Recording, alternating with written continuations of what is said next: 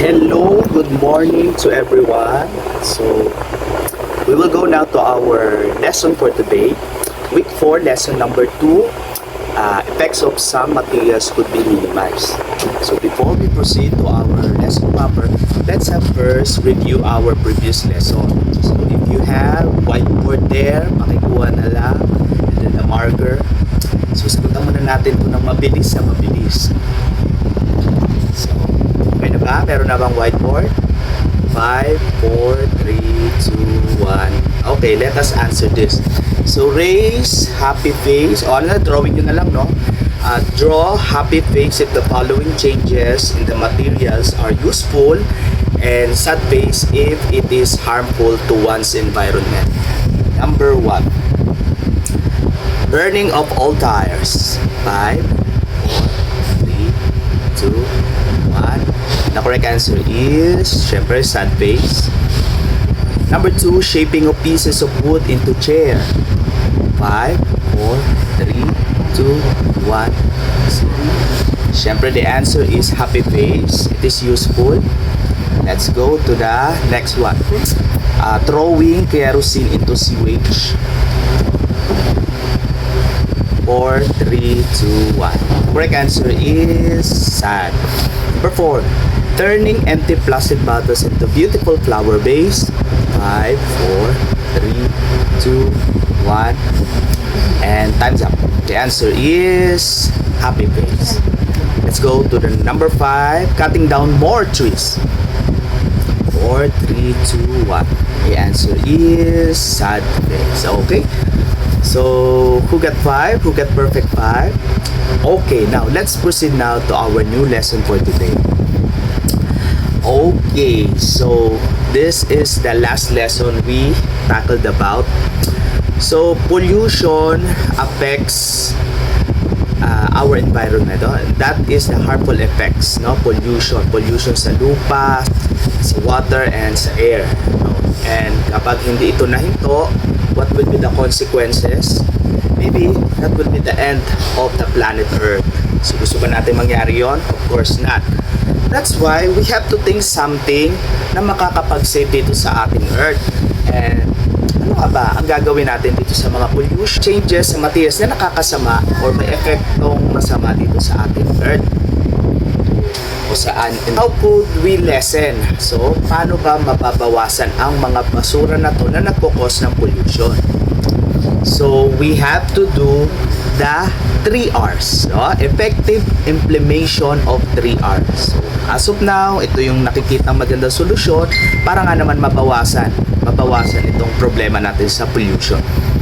So, what are the 3 R's of responsible waste management? Number 1, reduce.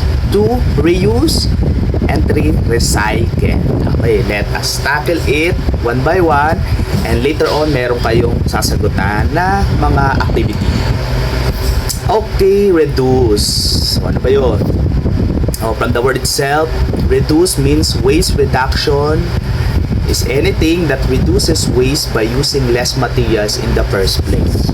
Pagbabawas ng basura sa pamamagitan ng pag-minimize ng paggamit ng mga materials that can cause pollutants or mga dumi or mga waste.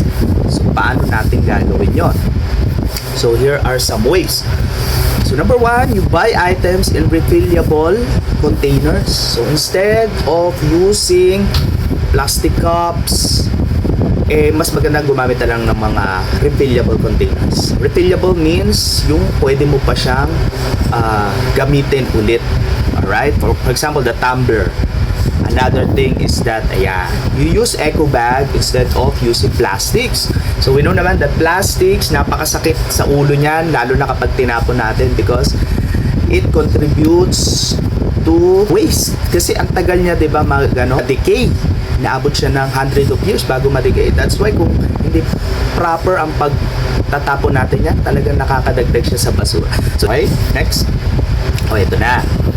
Ito po yung mga tinatawag nating mga single-use products. Cups, straws. Actually, yung straws, prohibited na po siya sa paggamit sa mga fast food. Sa Jollibee, wala na mga straws. And then this paper plate. Bakit single-use? Kasi nga, after using that, you throw it. So, nakakadagdag sa basura. So, instead of using that, gumamit na lang kayo ng mga refillable containers. Okay, let's proceed now to the next one. We have reuse. So, marami na ako confused. Ano ba pinagkaiba ng reuse sa recycle?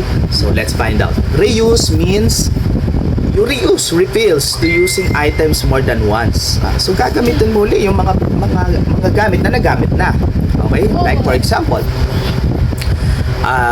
this used paper, pwede natin siyang gawing, for example, gawin natin siyang gift wrappers, or yung both sides ng paper, pwede natin siyang gamitin. So that is reuse. Another thing is that, any durable food storage containers, and we use them instead of using foil, plastic bags, wraps. So as what I've said, you use these refillable containers, no? Kasi nare-reuse pa siya, no? Instead of using plastics, foils, bags, or mga wraps. Next is the recycle.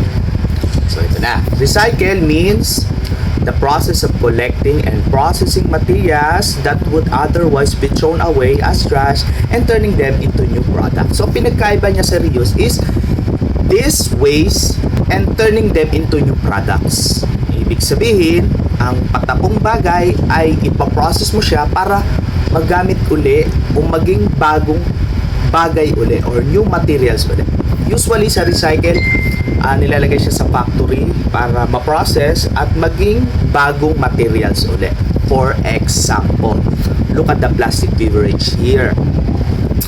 So, nire-recycle ko yan, kinokollect yan, di ba? Binibenta natin sa junk shop, kinokollect nila yan, and then, nilalagay nila yan sa machine, and then afterwards, nakakabuo sila ng new materials. Like, for example, the carpet. Oh, yun, di ba? You know that some of the carpet are made of this plastic lang, no? Plastic bottles. And then, pwede rin makagawa ng backpacks, and polar fleece, and sleeping bag, and jacket, oh, di ba? So, yun. Another example. Metal cans. So, di ba? Some parts of the bike are made up of metal cans. The car, no? Car parts, gawa lang niya sa metal cans. And then, steel beams, rebar, appliances, and so on. New cans. No? Nakaka-produce sila ng new cans. So, yan po yung tinatawag nating recycle. Another is the magazines. By means of that, pwede tayo makabuo ng paperboard, mga tetra packs, no? Out of magazines lang, gawa lang sa magazine. Pinaprocess nila yan, nilalagyan na ng chemicals so that they can form a new materials. Telephone directory, and then they form a newspaper. And yun sa ginagamit po namin, no, yung Manila paper, it is made up of magazines and newspapers. So, pinaprocess yan, nilalagyan ng coloring, tapos nagiging dilaw, kaya nabubuo yung Manila paper na, which is ginagamit ng mga teachers. So, I hope you understand the differences between reuse and recycle.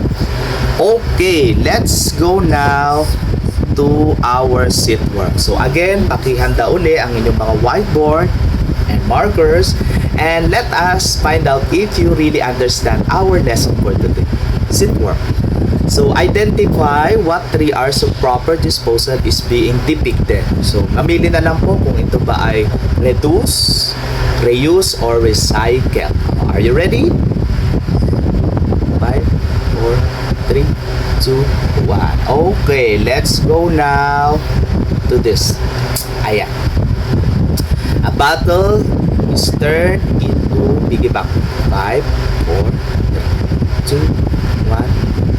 Okay, the correct answer is that is reuse. So, nagkamali ako yung binigay ko sa inyong PETA, no? Let me just correct my PETA, no? Hindi pala recycle yung nakikita nyo dun sa example ni teacher. Yun pala ay reuse because yung plastic bottle, ni-reuse mo lang naman siya, no? Kinat mo lang, nilagay mo lang decoration, and that is reuse, and that is not recycle. Let me correct me, ha? Next. Another thing is this one. So, instead of using plastic containers or bottles, you use tumblers and other refillable materials like this na 5, 4, 3, 2, 1. And the correct answer is reduce. Diba? Reduce. Let's go to number 3. Okay, a paper is turned into paper flower. 5, 4, 3, 2, 1, 0. The correct answer is reuse. Okay, wala naman tayong ginawa dyan sa paper. Hindi naman natin siya nilagay sa factory. Ginupit-gupit lang natin siya ito para maging shape siya ng flower. So, reuse yun. Next. Ayan. A newspaper is turned into egg. Ano tawag yan? Lalagyan na ng egg. 5, 4, 3, 2, 1, and time's up. The correct answer is recycle. So please check your your work. Meron pa? Let's go now to the next one. Ayan. Ayan. Look at the cloth. It is cut into small pieces and it forms a bag. 5, 4, 3, 2. The correct answer is reuse. Reuse lang po yan.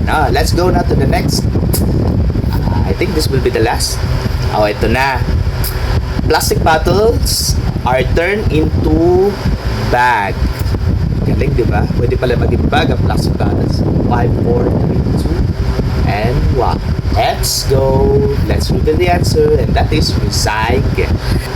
What about this? A paper, a newspaper is turned into gift wraps. Yan.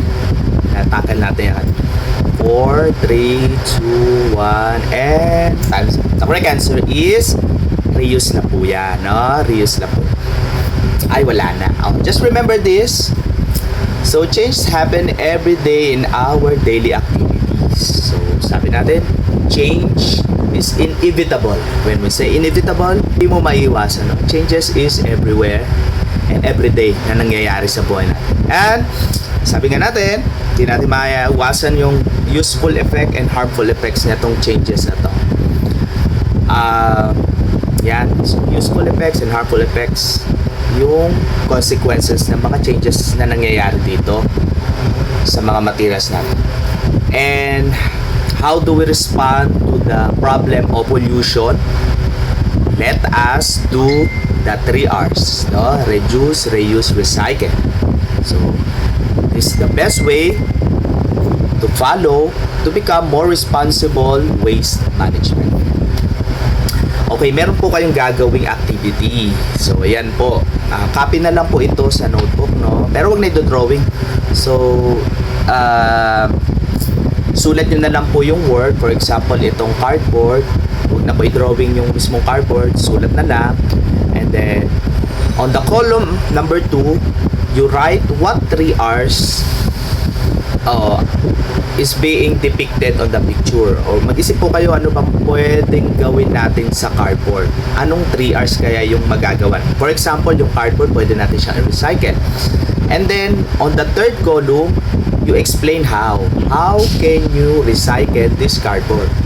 Ito na yung example. So, ito tayo dyan. Ayan, yan yung example, di ba? Ayan. Cardboard can be recycled into new paper or notebook. So, the second item, you will start on the second item, plastic bottle. And then, magazine, the steel, or tin cans, Tupperware, using of Tupperware, old tires, and so on. Yan po ang ating activity 2. Mamaya sasend ko po yan. So, copy and answer. Let's go to the activity number 3. Ito naman po. Tawag dito, nature walk strategy. So, ang gagawin nyo, you were going to list materials that you have seen in your house or within the vicinity of your house, sa paligid ng inyong house, And then identify it, whether it is reduce ba yan, pwede ba nating i-reduce yan, i-recycle, o i-reuse. So, yun lang po. Siguro kahit ilan na lang dito, at basta merong laman yung mga items. Pwedeng 2 or 3, tigta 3. So, with that, thank you very much for listening.